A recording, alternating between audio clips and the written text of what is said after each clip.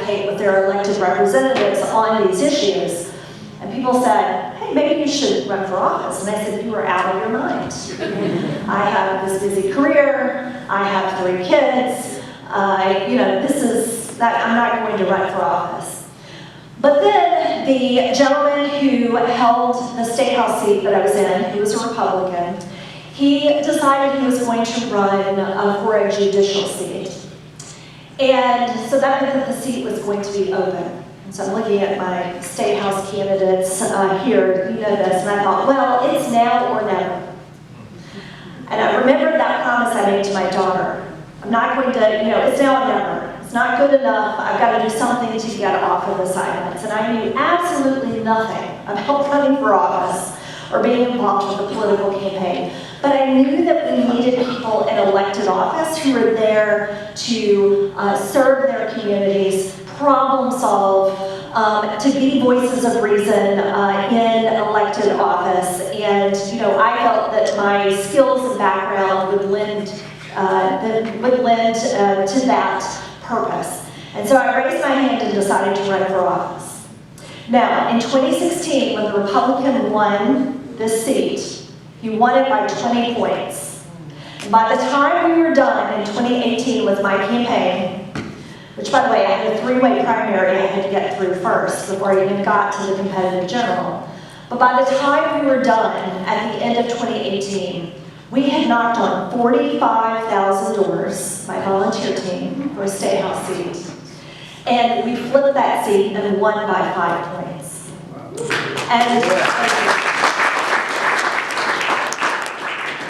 And people said, well, how did you do that? And I said, well, number one, my mom taught me a lot about the value of hard work and grit to get things done, even when they seem really, really impossible.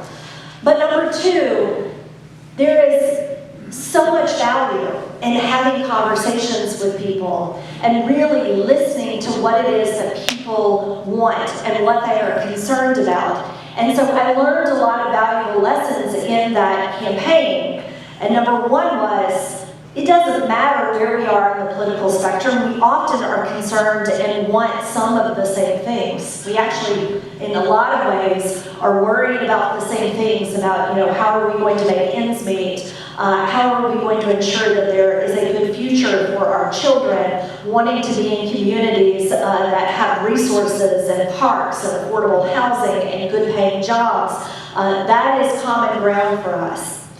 And so I got into the legislature after that, and I always say nothing normal has happened since Joe and I have been in the legislature. And I'll talk, I'll give you an example of that. But nothing normal has happened. But not surprisingly, knowing what my background is, the things that I have been most passionate about and have spent a lot of energy on in the legislature have been around how do we better support working families, how do we address some of our caregiving needs, whether it's affordable child care or caring for our aging seniors. How do we make sure that our schools are adequately funded so that we have good public education, because 90% of our children go to public schools in this state, and we deserve, and they deserve, our investment.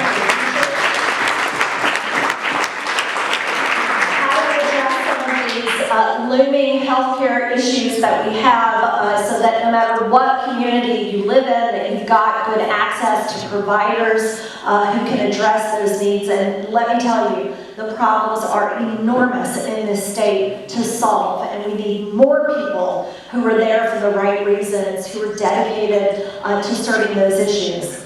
But this is what I also learned during my time in the legislature, and especially once I became elected in January of 2022 as the House Minority Leader, which meant that I was the top Democrat in the Ohio House. And that is that if the power of your vote is not respected, and if it is not listened to, if it is not valued, then we will never have representation, whether it be in Washington, D.C., or Columbus, or even in your local elected offices, that is responding to the needs of what people want and what our communities want and what the people of Ohio need to be able to thrive. And that is where we are right now in the state of Ohio, and it's because of a number of reasons. decided that running for Secretary of State is something that I am called to do because I deeply understand and respect the power of the people's vote. Because your vote is your voice. And government does not function. It does not function if it is not held accountable and if it is not forced to be transparent. And the way that that happens is through the vote.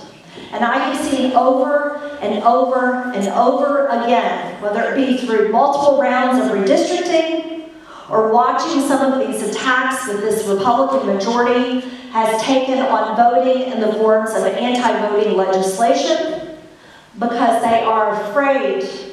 They are afraid of the people's power, and they are afraid of that accountability.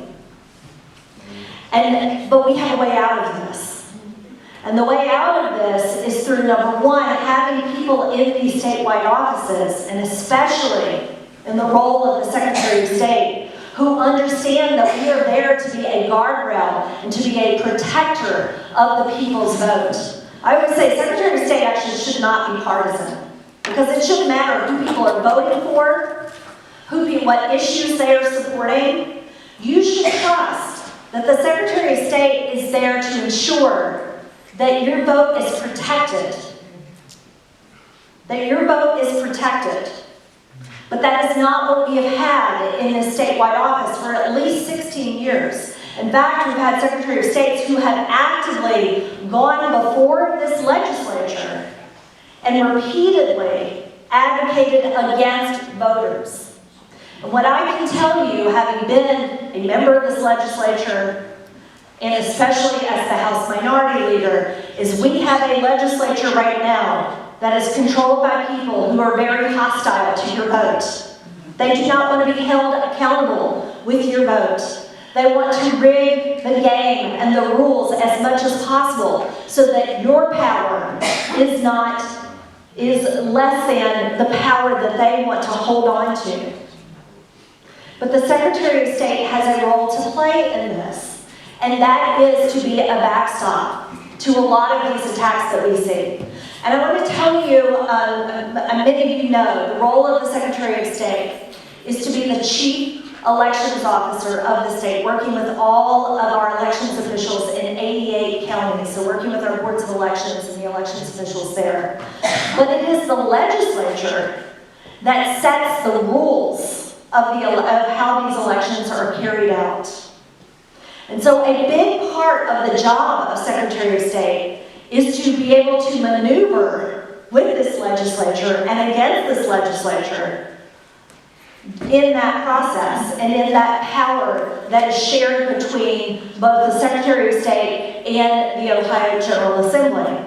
And what we've had with this Secretary of State in particular is someone who actually goes before the legislature and actually advocates against voters and actively moves legislation forward that works against you. That will stop with me. But it is so important that you have someone who is in this office, who is ready on day one with experience to know how to navigate this legislature, whether it's to stop bad legislation, to slow it down, to build coalitions outside of the legislature, to shine a bright light on all of the really terrible things that are happening. It comes from experience. And that is the experience that I bring to this. Because I've sat across from many of these folks. I know where they're going next. And it is a very scary place. And these attacks are not going to stop. They're not going to stop. And you need someone who is a proven fighter in this role. Because the attacks now aren't just coming from a legislature that's hostile to voting. It is now coming from extreme overreach and an acceleration of attacks from the president himself. And if you look at the amount of pressure that this president now is putting on states and secretaries of states to hand over, for example, sensitive information and full voter files, to say that he is going to federalize our election process because he doesn't like the potential outcomes and he wants to control what that outcome is. These attacks will not stop. And there are days, and I never thought I would be in this place to say this, but there are days when I sometimes worry, are we going to be able to hold the line until 2026 to get through this midterm? But you better believe, going into 2028, this is going to be even more of a fight. And having a proven fighter in the Secretary of State's office who is going to say, no, no, I am going to fight for voters. I am here to ensure that the voters' voice and their vote is respected will be so critically important as we move forward. And there is no time for a learning curve. We are in the now right now, in the very real attacks that are happening to our democracy. There is no time for a learning curve. And so that is what I bring to the table. It's why I'm running. I feel so passionately about this, and I hope to have all of your support. We have some information back on the tables here. You can get information about the website, this table. Free t-shirts. Free t-shirts, buttons if you want to take buttons. Go to the website, you can figure out, you can see how to support me, whether it be volunteering, signing up to get information from the campaign, providing financial support if you would like to do that as well, because that's what it takes to run these campaigns. You can follow me on social media, Russo.